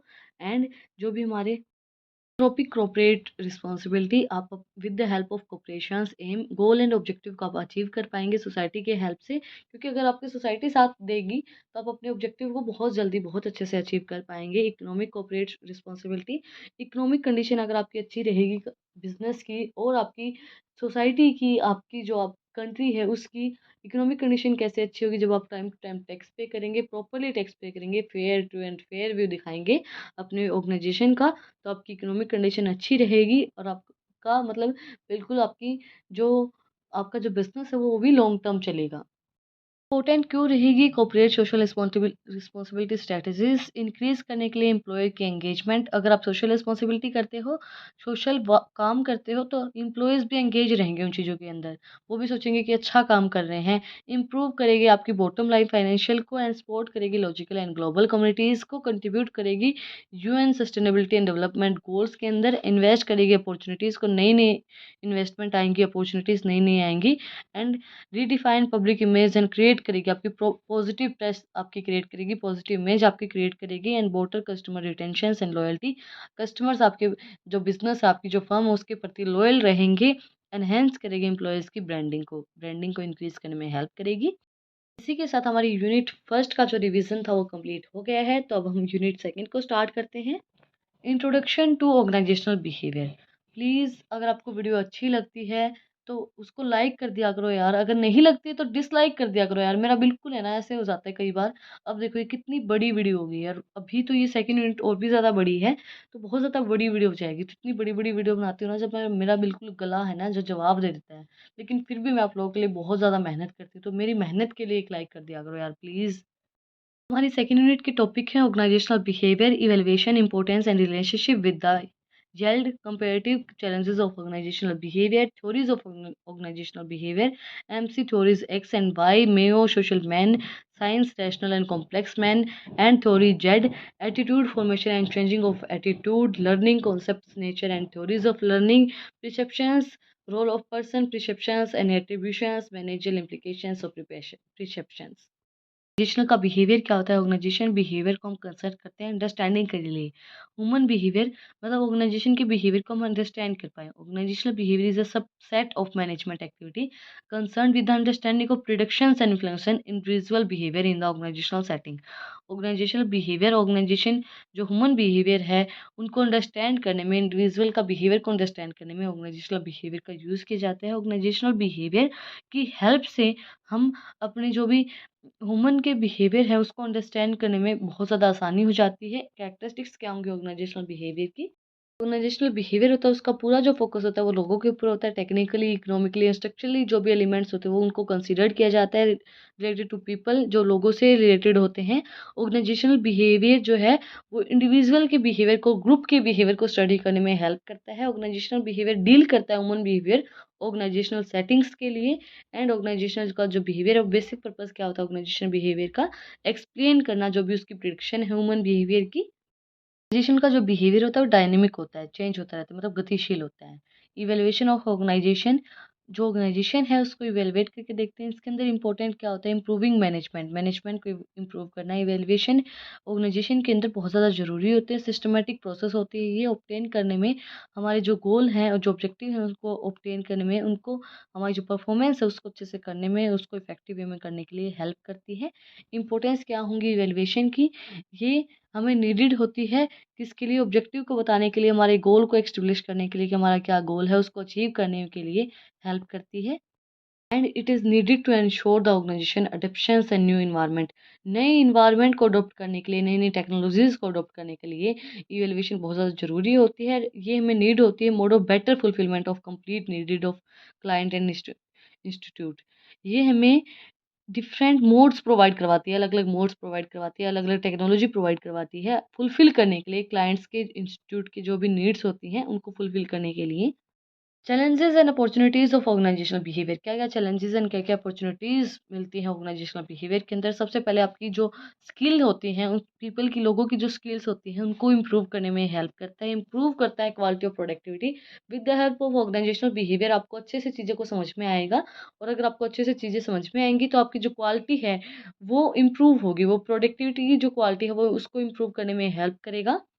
टोटल क्वालिटी को मैनेज करने में हेल्प करेगा। जो हमारी टोटल क्वालिटी है प्रोडक्ट्स की, उनको मैनेज करने में हेल्प करेगा। कस्टमर्स को सैटिस्फाई करने में हेल्प करेगा। मैनेजिंग वर्क फोर्सेस डाइवर्सिटी, जो वर्क फोर्सेस हैं उनको मैनेज करने में हेल्प करेगा कि with the help of organisational behaviour सब चीज़ों लोगों को अंडरस्टैंड होंगी और उनको एक वर्क फोर्सेस को एक अच्छे से मैनेज करने में हमें हेल्प करेगा। Responding to globalization, today business is mostly market driven, whether the demand exists in irrespective of distance, locations, climate condition. The business operations are expanded to gain the market shares and to remain in the top rank, etc. मतलब कि बहुत से, जैसे अब market के अंदर daily daily नई नई चीज़ें आती हैं, तो उन चीज़ों को देखना, समझना, ग्लोबलाइजेशन के अंदर आपको रिस्पॉन्ड करना कि हाँ अभी हमें एक चीज़ करनी चाहिए, अभी हमें ये चीज़ नहीं करनी चाहिए, उन सब चीज़ों को देखना, वो सब चीज़ें के अंदर हमें यूज़ की जाती है ये organisational behaviour. Then improving people, sorry, empowering people, लोगों को पावर प्रोवाइड करवाना, रिस्पॉन्सिबिलिटीज़ प्रोवाइड करवाना। जो भी लोअर लेवल के ऊपर एम्प्लॉयज़ काम करते हैं, उनको कितनी आपको फ्रीडम देनी है, कितनी नहीं देनी है, उनका सबका शेड्यूल सेट करना एंड उनकी जो प्रॉब्लम्स हैं, वर्क से रिलेटेड कोई भी प्रॉब्लम आ रही है, उनको सॉल्व करना, ये काम होता है इनका। एंड इम्प्रूव एथिकल बिहेवियर, आप बिल्कुल एथिक्स के अकॉर्डिंगली अपना बिहेवियर करो, उसको इम्प्रूव करने में आपकी जो रूल्स, मोरल्स होते हैं उसके अकॉर्डिंगली आप बिहेवियर करो, उसके लिए हमें हेल्पफुल रहता है organisational behaviour. Of organisational behaviour, सबसे पहले है McGregor's theory X and theory Y. Theory X हमें एक्सप्लेन करती है important highlight supervision, external rewards and penalties. And theory Y हमें क्या हाईलाइट करती है? Motivating role and job satisfaction, increase करेगी वर्कर्स को, अप्रोच को एंड विदाउट डायरेक्टिंग सुपरविजन, बिना कोई डायरेक्ट सुपरविजन के। Theory X management, theory X हमें authorisations, respective style, tight control and don't develop, जो भी प्रोड्यूस लिमिट्स होते हैं, डिस्प्रेस्ड कल्चर होता है, उसको प्रोवाइड करवाती है स्टाफ के लिए। थ्योरी वाई जो है वो स्टाफ प्रोवाइड करवाता है क्या चीज़ें? Development, control, achievements and continuous improvement करवाने के लिए चीज़ों को, एंड एम्पावर करती है, रिस्पॉन्सिबिलिटीज़ प्रोवाइड करवाती है किसको? मैनेजमेंट को।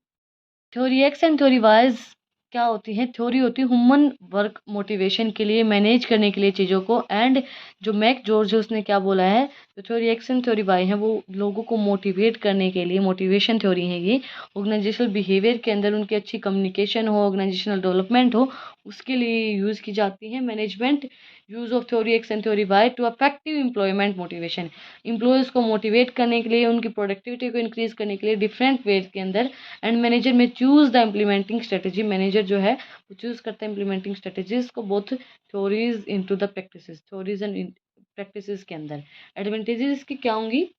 डायरेक्शन थ्योरी होती है, प्रमोट करती है यूटिलाइजेशन ऑफ रिसोर्सेज को, और प्रॉपरली आप जो रिसोर्सेज हैं उनको यूटिलाइज कर पाएंगे। इंप्रूव करेगी मोरल ऑफ एम्प्लॉयज़, आपकी जो एम्प्लॉयज़ हैं उनका जो मोरल है वो इंप्रूव होगा, डेवलप होगा human resources approach. And help करेगी इंप्लीमेंट स्ट्रेटजीज को इम्प्लीमेंट करने में हेल्प करेगी, बेटर कंट्रोल करने में हेल्प करेगी, कोऑर्डिनेशन क्रिएट करेगी एम्प्लॉयज़ के बीच में। मेयो सोशल मैन थ्योरी, इसके अंदर हम 4 थ्योरीज बताई गई हैं। हमने 4 थॉट दिए हैं: human relation approach, non economic award, social man and organisational as a social system.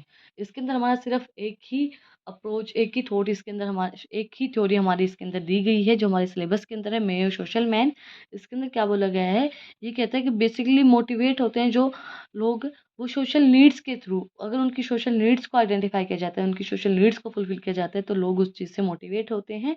And Mayo theories promotes the, Mayo theory जो प्रमोट करता है वर्कर्स को मोटिवेट करने में, एंड उनकी जो फोर्सेस होते हैं उनको मोटिवेट करने में ये हेल्प करता है। मेयो जो है कंक्लूड करता है that workers are best motivated by, workers को हम किस तरीके से मोटिवेट कर सकते हैं, अच्छी कम्युनिकेशन करके, अच्छे से उनसे बात करके।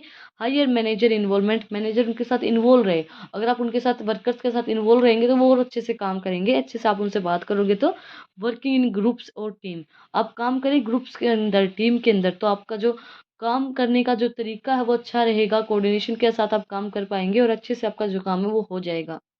पीछे से थोड़ी बहुत आवाज़ आ भी रही है वीडियो के अंदर तो प्लीज़ उसको इग्नोर करना, हमारे घर के पड़ोस में किसी के यहाँ पे कंस्ट्रक्शन का काम चल रहा है, तो उस चीज़ को इग्नोर करना, बर्ड्स लगा के सिर्फ मेरी मेरी बातें सुनते रहना।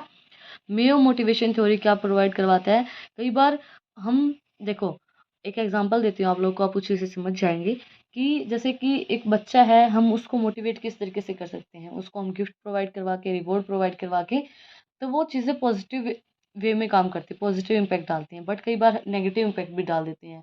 हम दो ही चीज़ों से उनको उसको मोटिवेट कर सकते हैं, या तो उसको रिवॉर्ड प्रोवाइड करवा के या उसकी पिटाई करके।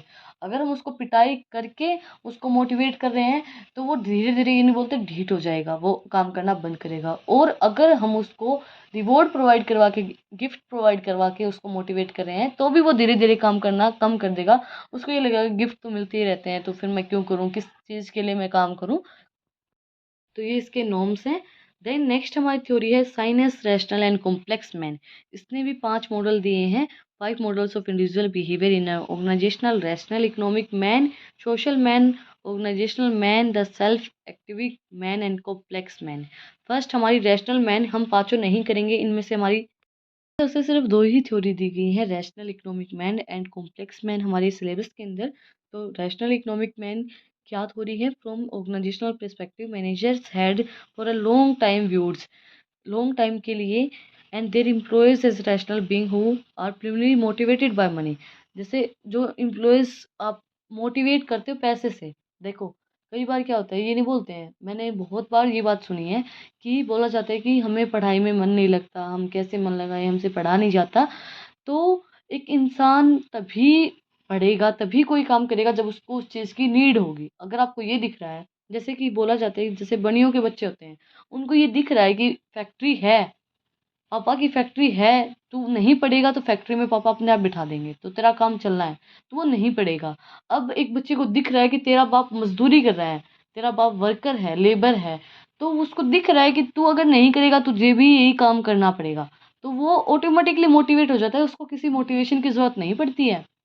उस बच्चे को कोई भी मोटिवेशन की ज़रूरत नहीं पड़ेगी, क्योंकि उसको पता है कि तेरा बाप लेबर है, तेरा बाप काम कर रहा है, मज़दूरी कर रहा है, तो वो ऑटोमेटिकली मोटिवेट हो जाएगा। जैसे कि मेरी क्लास में एक लड़का था, तो वो बनियों के था, तो उसका क्या होता था कि मतलब उसको बोलते थे ना, पढ़ ले पढ़ ले पढ़ ले, तो कहता था कोई बात नहीं, पापा की फैक्ट्री तो है ही, तो वो पापा की फैक्ट्री चलाएगा, वो पापा की फैक्ट्री चलाता है वो, तो वो और कुछ करेगा भी नहीं, क्योंकि उसके मन में पहले ही बैठे होते हैं, मन में ये बात बैठ जाती है कि पापा की फैक्ट्री कहाँ जानी है, मेरे पास ही रहनी है, मैं चलाऊंगा। तो वही चीज़ होती है इसके अंदर। एंड रैशनल मैन अप्रोच के अंदर क्या बोला गया है, अंडरस्टैंड करेंगे हम प्रिडिक्ट ह्यूमन बिहेवियर को and model of based on the classification organisational theories को क्लासीफाई किया जाएगा। बेसिक अजम्पशंस क्या है रैशनल इकोनॉमिक मैन थ्योरी की, peoples are motivated primary by the economic incentives. Economic incentives के थ्रू हम लोगों को मोटिवेट करेंगे, ऑर्गेनाइजेशन कंट्रोल करेंगे इकोनॉमिक इंसेंटिव्स के through. And human beings are essential positive agents होते हैं, हमारे जो ह्यूमन बींग्स होते हैं वो are manipulated motivated by controlling organisation, जो मैनिपुलेट किए जाते हैं कंट्रोल किए जाते हैं ऑर्गेनाइजेशन के through. And the feeling of the people are essential irrational and must be controlled by the achieve rationality and self interest, जो हमारी रैशनलिटी एंड सेल्फ इंटरेस्ट को क्रिएट करते हैं। मोटिवेट किया जाता है लोगों को इकोनॉमिक कंडीशन के थ्रू, इकोनॉमिक कंडीशन मतलब इकोनॉमिक पैसा उसको प्रोवाइड किया जाए, वो ऑटोमेटिकली मोटिवेट होते हैं। जैसे कि आपको बोला जाए कि आपको प्रमोशन मिलेगा, आप ये काम कर दीजिए, ये प्रोजेक्ट आप कंप्लीट कर दीजिए, तो आप उस चीज़ से मोटिवेट ऑटोमेटिकली हो जाते हैं कि प्रमोशन मिलेगा तो मैं ये चीज़ ज़रूर करूँगा। Main points of these theories are as follows. बोला गया है लोगों को फोर्स किया जाता है इकोनॉमिक इंसेंटिव्स के लिए, आपको पैसा प्रोवाइड कराया जाएगा, आपको ये काम करना है, तो पैसे के लिए आजकल लोग कुछ भी कर देते हैं और मैक्सिमम गेन के लिए उनसे कोई भी काम, गलत सही कोई भी काम उनसे करवाया जाए तो वो कंप्लीट कर देते हैं, अगर उनकी आर्थिक स्थिति सही नहीं है तो। जैसे ही बोल देते हैं ना कि ये काम ये कैसे कर सकता है, जब जिसके पास पैसा नहीं होता है ना उसको पता होता है कि ये काम कैसे किया जाता है, तो उसको ऑटोमेटिकली पता चल जाता है। Organisations control the economic incentives, human beings are the fundamental positive agents and who are manipulating motivated and controlling by the organisation, जिनको मैनिपुलेट किया जाता है, मोटिवेट किया जाता है और कंट्रोल किया जाता है ऑर्गेनाइजेशन के थ्रू। लाइनों को पढ़ के मुझे एक इंसिडेंट याद आ रहा है, मैं आप लोग के साथ शेयर करना चाहती हूँ। जब मैं स्कूल में थी तो एक टीचर वहाँ आई, तो उन्होंने बोला कि मतलब उसने एमएससी कर रखी, बीएससी कर रखी, बीएड कर रखी, जेबीटी कर रखी, उसने जो भी मतलब उससे डिग्री हो पाई उसने सारी ले रखी। तो मैं वहाँ प्रिंसिपल ऑफिस में गई और वहाँ पे वो बैठे थे, वो बोल रहे थे सर को, मुझे भी कोई काम था। तो प्रिंसिपल सर को वो बोल रही कि मतलब मैंने ऐसा सब कुछ कर रखा है, वो डिग्रीज अपनी दिखा रही। तो उसने बोला कि मैं 8-10 हज़ार में भी जॉब कर लूँगी, लेकिन मुझे जॉब की ज़रूरत है, आप मुझे जॉब दे दीजिए। मतलब मेरे को है ना, सच बताऊँ, मेरे को अभी हँसी आती है वो चीज़ें सोच के, या उस टाइम पे भी बहुत हँसी आई थी कि यार जो इंसान ने एमएससी कर रखी है, बीएससी कर रखी है, जेबीटी कर रखी है, सब कुछ कर रखा है, और वो इंसान ऐसे बोल रहा है कि मुझे 8-10 हज़ार रुपये दे दीजिए। आप अगर मुझे, उसने यही तक बोल दिया, अगर आप मुझे एज़ अ प्यून भी रख लेंगे ना तो भी मुझे कोई दिक्कत नहीं है, लेकिन मुझे जॉब की बहुत ज़्यादा सख्त ज़रूरत है, तो आप प्लीज़ मुझे जॉब दे दीजिए। तो मुझे बहुत ज़्यादा मतलब एक चीज़ फ़ील हुई, यार इंसान कितनी ही डिग्रियाँ ले ले, कितना ही कुछ कर ले, लेकिन कई बार क्या होता है कि ऐसी सिचुएशन आ जाती है कि आपको डिग्रियाँ, मतलब आपकी डिग्रियों की कोई वैल्यू ही नहीं रहती है। अब वो देखो, वो इतनी इंसान उस लेडीज़ ने इतनी डिग्रियाँ ले रखी थी और फिर भी वो बोल रही है कि मैं एक वर्कर का काम भी कर लूँगी, एक पियून का काम भी कर लूँगी, लेकिन आप मुझे जॉब दे दीजिए। तो ये होती है पैसे की कीमत, कि वो ऑटोमेटिकली उस चीज़ से मोटिवेटेड है कि मुझे पैसे की ज़रूरत है तो मुझे ये काम करना पड़ेगा। तो एक ऑर्गेनाइजेशन उन चीज़ों को मोटिवेट करती है और उन चीज़ों से, उनसे भी लोगों को से काम करवाती है। उसने तो उनने उन्हें मतलब उन टीचर को लगा लिया, एज़ अ टीचर ही लगाया उन्होंने।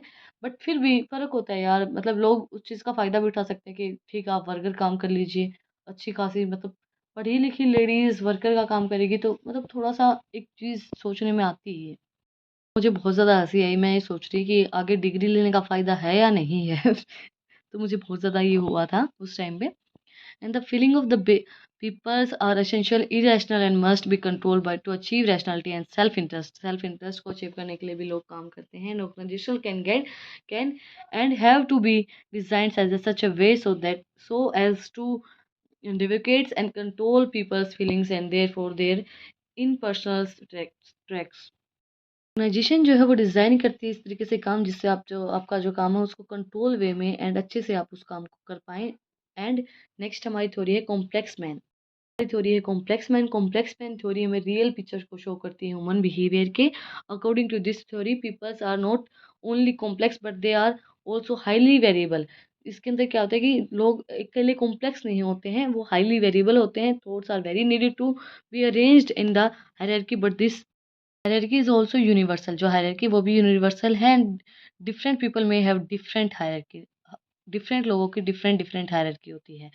नेक्स्ट है हमारी theory Z M Mac George ने ही दी है, बट ये अलग से दी गई है तो मैंने इसलिए अलग से मैं इसको करवा रही हूँ। थ्योरी जेड जो है वो हमें ह्यूमन को मोटिवेट करने में हेल्प करती है, मोटिवेशन के अंदर हेल्प करती है थ्योरी जेड भी।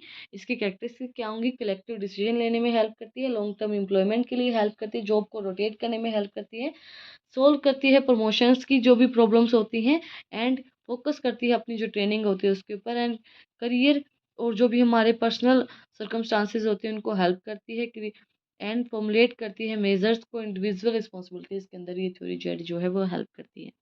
Organisational communication, organisational development, organisational behaviour के अंदर हेल्प करती है हमारी थ्योरी जेड। ये थी हमारी मोटिवेशन थ्योरीज। हमारी थ्योरी है एटीट्यूड। एटीट्यूड एक हर एक इंसान का अलग अलग होता है, अलग अलग अलग सोच होती है। एटीट्यूड हमारा पॉजिटिव भी हो सकता है, नेगेटिव भी हो सकता है, किसी भी चीज़ को लेके। एक इंसान का एक किसी चीज़ को लेके पॉजिटिव एटीट्यूड हो सकता है, किसी चीज़ को लेके नेगेटिव एटीट्यूड हो सकता है। एटीट्यूड एक प्रिडिक्शन पोजीशन होती है जिसके अंदर इंसान रिस्पॉन्ड कर सकता है, पॉजिटिव भी नेगेटिव भी, किसी भी चीज़ के लिए। एंड फीचर्स ऑफ एटीट्यूड हमारी क्या होंगी? Attitude have a subject objective relationship. Attitude की सब्जेक्ट ऑब्जेक्टिव रिलेशनशिप होती है। एटीट्यूड जो होती है वो एक्वायर्ड करती है और लर्न किया जाता है। एटीट्यूड हम अपने घर से सीखते हैं, एटीट्यूड हम अपने स्कूल से सीखते हैं, एटीट्यूड हम अपने कॉलेज से सीखते हैं। एटीट्यूड हमारा कैसा भी हो सकता है। ज़्यादातर जो एटीट्यूड होता है वो हम अपने घर से सीखते हैं। घर का जैसा नेचर होता है वैसा ही हमारा एटीट्यूड होता है। एटीट्यूड का मतलब ये नहीं होता है कि आप घमंड में रहते हैं, आप किसी से बात नहीं करते। आपका नेचर ऐसा होता है। आप जैसे अपने परिवार में रहते हैं, जैसे अपनी फैमिली में रहते हैं, उसी टाइप का आपका नेचर बन जाता है, उसी टाइप का आपका नेचर होता है। And attitudes are relatively enduring states of reductions. Attitude जो एंड्यूइंग स्टेट होती है, मोस्टली एटीट्यूड में भी those about which are not clearly aware. Mostly attitude क्या होता है?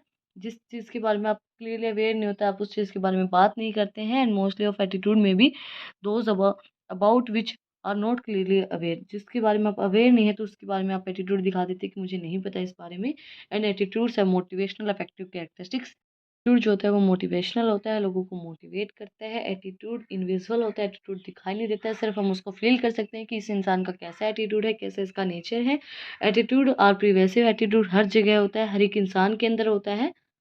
फॉर्मेशन ऑफ एटीट्यूड, आपकी फॉर्मेशन कहाँ से होती है एटीट्यूड की? फैमिली फैक्टर से। सबसे पहले आप सबसे ज़्यादा कहाँ पे टाइम स्पेंड करते हैं? अपनी फैमिली के अंदर, तो उसके अकॉर्डिंगली आपका एटीट्यूड होता है। Then physiological makeup. देन फिर आप सीखते हो अपने स्कूल से, आपके जो स्कूल के अंदर फ्रेंड्स होते हैं उनसे। फिर सोशल फैक्टर से, सोसाइटी के से आप सीखते हो कि आपकी सोसाइटी के अंदर आपकी लैंग्वेज कैसी होगी, कल्चर कैसा होगा। जहाँ पे आप रहोगे उसी टाइप की फिर आपकी लैंग्वेज होगी, उसी टाइप का आप कल्चर फॉलो करोगे, तो उस टाइप का ही आपका एटीट्यूड बनता जाता है ऑर्गेनाइजेशनल फैक्टर्स के अकॉर्डिंगली। पेरेंट्स की कंडीशन कैसी है, उनकी जॉब कैसी है, उनकी सुपरविज़न आपके ऊपर कितना है, उसके अकॉर्डिंगली फिर आप चीज़ों को सीखना स्टार्ट कर देते हैं। एंड देन पॉलिटिकल फैक्टर्स आपको कितना अफेक्ट करते हैं, वो भी। लीडरशिप आपको कौन दे रहा है, लीडर आपका कौन है, कौन आपको मोटिवेट कर रहा है। इकोनॉमिकल फैक्टर, इकोनॉमिक कंडीशन आपकी फैमिली की कैसी है, आपकी शादी कर दी है या आप कोई काम करते हैं, वर्किंग है, वुमेन है और वर्किंग वुमेन है। आपकी जो मदर है वो वर्किंग वूमेन है, तो उसके अकॉर्डिंगली मतलब आपके ऊपर वो ज़्यादा ध्यान नहीं दे पाते, तो आपका एटीट्यूड किस तरीके का होगा। वो सब चीज़ें आपके एटीट्यूड को फॉर्मुलेट करती हैं। फैक्टर्स अफेक्ट करते हैं एटीट्यूड चेंज को। कौन से फैक्टर अफेक्ट करते हैं? कि कौन क्या सोर्स है, क्या आपका मैसेज है और कौन आपके मैसेज को रिसीव कर रहा है। जैसे कि आप एक तारक मेहता का उल्टा चश्मा एक शो आता है, उसके अंदर आपने देखा होगा, ये कुछ भी बोलता है जो जेठालाल है उसको, लेकिन जब बबीता बोलती है तो उसके जो एटीट्यूड है वो चेंज हो जाता है, बट अय्यर के लिए वो एटीट्यूड उसका अलग होता है। तो एटीट्यूड क्या होता है? कि आपको क्या सोर्स है, क्या वो मैसेज प्रोवाइड करवा रहा है आपके लिए, एंड कौन उस मैसेज को रिसीव कर रहा है, तो उसके अकॉर्डिंगली हमारा जो एटीट्यूड है वो चेंज हो जाता है। एक हमारा लर्निंग, लर्निंग का मतलब क्या होता है? लर्निंग एक परमानेंट चेंज होता है ह्यूमन बिहेवियर के अंदर। हम चीज़ों को नई नई सीखते रहते हैं, हमारे बिहेवियर के अंदर चेंज आता रहता है। नई नई चीज़ें सीखने से हमारे बिहेवियर के अंदर नया नया चेंज आता रहता है, तो परमानेंट चेंज होता है बिहेवियर के अंदर। जब हम जैसे नहीं बोलते एक्सपीरियंस बोलता है, तो नई नई चीज़ों का जब हमें एक्सपीरियंस होता है, नई नई चीज़ें हम जब सीखते हैं, लर्न करते हैं, तो वो हमें क्या करते हैं? परमानेंट हमारे बिहेवियर के अंदर चेंज लेके आते हैं। Learning can be defined as any relatively permanent change in the behaviour that occurs as result in practices and experience. जो हमारे प्रैक्टिस एंड एक्सपीरियंस से हमें आता है। And this defines the three important element, जो तीन इंपॉर्टेंट एलिमेंट इसके अंदर डिफाइन किए गए हैं। सबसे पहले लर्निंग। फर्स्ट ऑफ ऑल चीज़ों को लर्न करना। Learning is the change in the behaviour और बेटर और worst.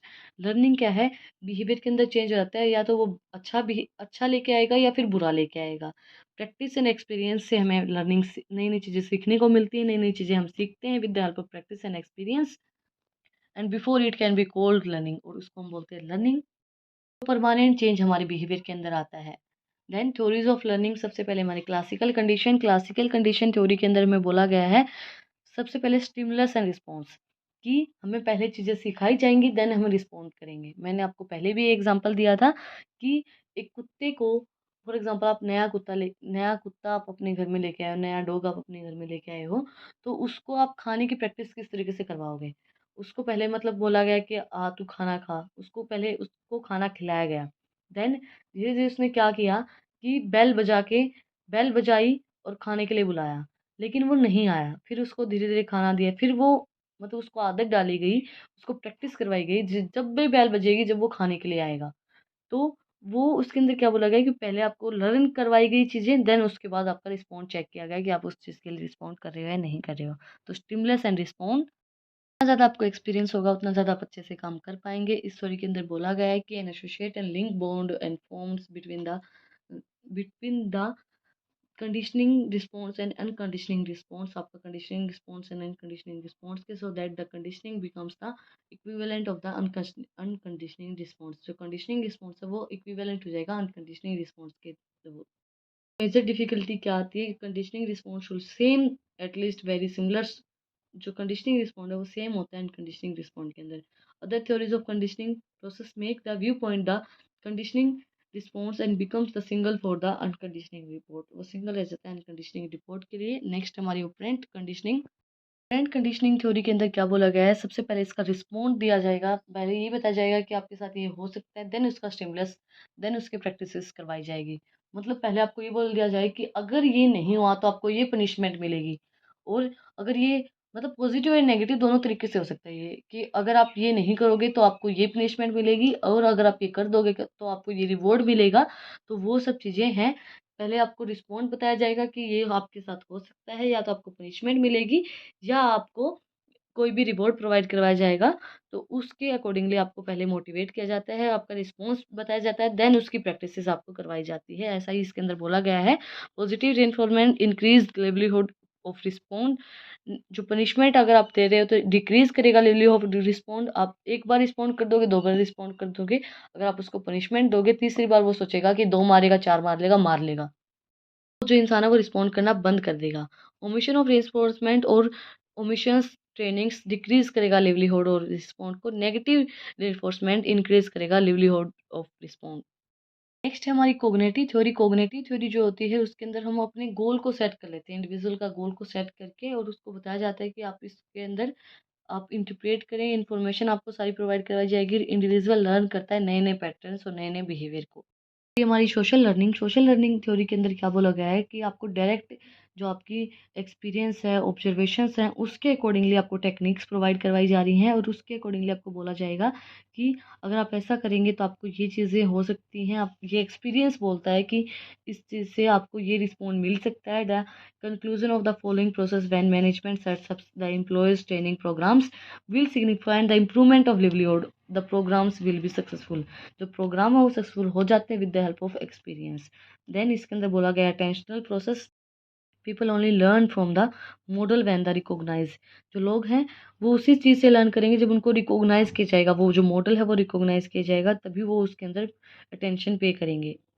Retention process, a model influence will depends how will be individual remembers the model action, जो मॉडल है वो देखेगा कि वो कितना याद रख सकता है कि वो मॉडल का क्या एक्शन था, क्या उसके एक्सपीरियंस रहे हैं। नेक्स्ट हमारा motor reproduction process, after process has been new behaviour, जब उसका नया बिहेवियर आ जाता है तो उसकी observation and the model and watching must converted to doing, और फिर वो उसके उस काम को करना स्टार्ट कर देता है कि उसका एक्सपीरियंस ऐसा है, उसने इतना सब अचीव कर लिया तो मैं भी ये सब अचीव कर सकता हूँ।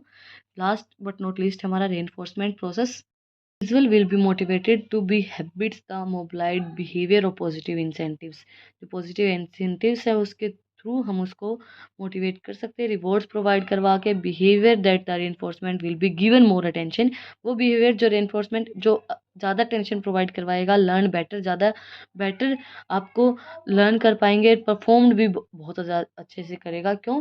जब उसने सीखा अच्छे से है कि हाँ भाई ये एक्सपीरियंस बोल रहा है, कोई एक्सपीरियंस बंदा हमें बता रहा है, तो वो अच्छे से काम करेंगे, अच्छे से आप चीज़ों को लर्न कर पाएंगे। टॉपिक है हमारा यूनिट सेकंड का प्रिसेप्शन। हम प्रिसेप्शन बना लेते हैं, थिंकिंग। प्रिसेप्शन का मतलब क्या होता है? हमारी थिंकिंग और हमारी फीलिंग्स, हमारी सीनिंग, हेयरिंग। हमने मतलब कई बार क्या होता है कि हम जैसे नहीं बोलते कि first impression is the last impression. हमारा लोगों एक इंसान को देखते ही हमारा जो इंप्रेशन बनता है, या हम देखते ही मतलब अपनी थिंकिंग को सेट कर लेते हैं कि ये इंसान ऐसा हो सकता है, तो उसको बोलते हैं प्रिसेप्शन।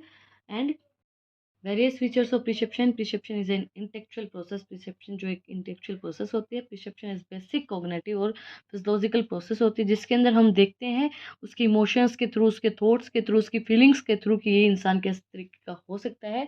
प्रिसेप्शन जो है एक सब्जेक्टिव प्रोसेस होती है, जिसके अंदर हम environment event during different based on what practice particular aspects and situation they choose. And मतलब वो उस सिचुएशन के अंदर वो इंसान क्या रिएक्ट कर रहा है, उस सिचुएशन के अंदर वो क्या रिएक्ट कर रहा है, उसके अकॉर्डिंगली आप अपना प्रिसेप्शन बना लेते हैं कि इस इंसान का नेचर इस तरीके से का हो सकता है। Perception making judgement about other. देखो, लोगों का प्रिसेप्शन हम बना लेते हैं और फिर उनके अकॉर्डिंगली हम जज करने लग जाते हैं लोगों को कि ये इस तरीके का हो सकता है। हमने देखते ही मतलब ये जजमेंट देने लग जाते हैं कि ये इस तरीके का नेचर का हो सकता है, ये इस तरीके का नेचर का हो सकता है। सबसे पहले एट्रीब्यूशंस। एट्रीब्यूशन के अंदर क्या है कि जो भी हमारे हमने प्रिसेप्शन बना लिया कि our perception of people differ from the perception of इन एंटीमेट्स objective like disk machines or building, because we make inference about the action of people that we do not make about the in in inmate objective। पर क्या होता है कि हम लोगों के घर को देख के, उनके क्लोथ्स को देख के, उनके बिहेवियर को देख के हम अपना प्रिसेप्शन बना लेते हैं कि ये इंसान इस तरीके से हो सकता है। नेक्स्ट हमारा सिलेक्टिव प्रिसेप्शन कि any characteristics that make a person objective और event stand out and will increase the profitability of and will be prescribed. Why? Because it is impossible for its assimilate everything we see, only certain stimulus can be taken it। Selective perception हमारा हो जाता है कि मतलब हमें इन लोगों से ही बात करनी है, हमें जो लोअर क्लास लोग होते हैं, जो मिडिल क्लास से जो नीचे लोग होते हैं, उनसे बात हमें नहीं करनी है। देन हमारा है प्रोजेक्शन। इसके अंदर हम इजीली लोगों को अज्यूम कर लेते हैं, जज करने लग जाते हैं कि ये जो इंसान है वो इस तरीके से हो सकता है। आई इसके अंदर एग्जांपल दिया गया है, I want challenging and responsible in my job, I assume there also wants to the same. जो हम मतलब मेरी जॉब में हो रहा है वो हम अज्यूम कर लेते हैं कि उसके अंदर भी सेम हो रहा है। और I am an honest and truth. देखो, हम लोगों को ये सोच लेते हैं कि जैसा मैं ट्रूथफुल, मैं सच्चाई बोलता हूँ, मैं सच बोलता हूँ, होनेस्ट पर्सन हूँ, वैसे ही और होंगे, बट ऐसा नहीं होता है। हम सबको एक दूसरे के मतलब हम क्या मानते हैं कि ये भी हमारे साथ जैसा ही है, ये भी हमारे साथ इक्वल ही है। लेकिन कई लोग ऐसे होते हैं कि वो इक्वल नहीं मानते, उनका परसेप्शन अलग होता है। नेक्स्ट है stereotyping, judging people on the basic of characteristics of group. उस मतलब वो किस तरीके के ग्रुप में रहता है, उसके अकॉर्डिंगली हम लोगों को जज करें कि मतलब वो, जैसे ये नहीं बोलते कि आपकी संगत बताती है कि आप कैसे हैं, तो आपकी संगत के अकॉर्डिंगली आपको जज किया जाए कि आप किस तरीके के ग्रुप में रहते हैं, उसको बोलते हैं स्टेरियोटाइपिंग। नेक्स्ट हमारा हेलो इफेक्ट, होलो इफेक्ट जिसको हम बोलते हैं। होलो इफेक्ट के अंदर क्या बोला गया है? When we draw a general impression about an individual based on the single characteristics. जब हम एक सिंगल कैरेक्टरिस्टिक्स के बेस पे उसकी रिसेप्शन बना लें, या तो वो इंटेलिजेंट है, या वो स्मार्ट है, या सोशलिस्टिक है, या उसके एक्सप्रेशन अच्छे हैं, उसके अकॉर्डिंगली हम अपना रिसेप्शन बना लें कि ये इंसान ऐसा हो सकता है। पीपल लोग मतलब एक फर्स्ट साइट जो इम्प्रेशन होता है उसके अकॉर्डिंगली ही जैसे मैंने आपको बोला था first impression is the last impression. एक बार देखते ही मतलब उसका परसेप्शन बना लेते हैं कि उसकी पर्सनैलिटी को देख के, उसके कपड़ों को देख के, उसकी लाइफस्टाइल को देख के, मतलब उसका देख के कि चाल ढाल कैसी है, उसके अकॉर्डिंगली उसका परसेप्शन बना लेते हैं। नेक्स्ट हमारा interference. There is a tendency on the part of the some peoples to जज अदर ऑन लिमिटेड इन्फॉर्मेशन। कई बार लोग लिमिटेड इन्फॉर्मेशन के अकॉर्डिंगली उसको जज करने लग जाते हैं, मतलब उसके बारे में उसको ज़्यादा पता भी नहीं है, फिर भी लोग बोलने लग जाते हैं कि हाँ ये ऐसा हो सकता है, ये ऐसा है, ये वैसा है, दो तीन और लगा के बोलने लग जाते हैं।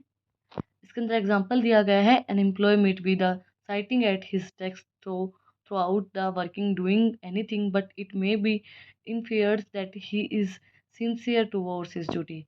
देखो कई बार क्या होता है कि एम्प्लॉय अपने बैठ के कुछ सोच रहा है डेस्क के ऊपर बैठ के, बट लोग ये सोचते हैं कि हाँ ये अपनी जॉब के लिए सिंसियर है, अब तक काम कर रहा है, बट वो सोच में कहीं और ही डूबा होता है। लास्ट है हमारा perception set perceptually help believes the objective influence in individual perceptions and similar objective. जो परसेप्शन है वो बिलीव इन ऑब्जेक्टिव्स इन्फ्लुएंस करता है इंडिविजुअल के सिमिलर ऑब्जेक्टिव्स के, इसको बोलते हैं परफेक्चुअल सेट। एग्जांपल क्या दिया गया है, मैनेजर क्या है डेवलप कर लेता है कि हाँ जो वर्कर्स हैं वो अच्छे से काम नहीं करते हैं, उनका एटीट्यूड, वो लेज़ी हैं वर्कर्स जो हैं, एंड जो हमारी गेन है वटेवर वो आप मेरी वजह से हो रहा है, या पॉसिबल जो organisation without giving their best to it, वो जो ऑर्गेनाइजेशन के लिए जो वर्कर्स हैं वो बेस्ट नहीं दे रहे, वो अच्छे से काम नहीं कर रहे हैं, इसलिए ऑर्गेनाइजेशन अच्छे से नहीं चल रही है। इसी के साथ हमारा जो फर्स्ट पार्ट था management concepts and organisational behaviour के रिवीजन का वो कंप्लीट हो गया है। फर्स्ट एंड सेकंड यूनिट हमने कंप्लीट कर ली है, उसका रिवीजन कर लिया है। अगर आपको आज की वीडियो पसंद आई तो आप लोग को पता ही क्या करना है, कमेंट सेक्शन में जो बताना है कि आपको वीडियो कैसी लगी। कोई भी डाउट है तो वो भी आप लोग कमेंट सेक्शन में मुझसे पूछ सकते हैं, और अगर आपको इन नोट्स की पीडीएफ चाहिए तो टेलीग्राम चैनल का लिंक भी डिस्क्रिप्शन में है, सारी पीडीएफ्स वहाँ पे अवेलेबल है, आप जाके चेक कर सकते हैं। फिर मिलते हैं एक नई वीडियो के साथ, एक नए टॉपिक के साथ। Thank you for watching my video.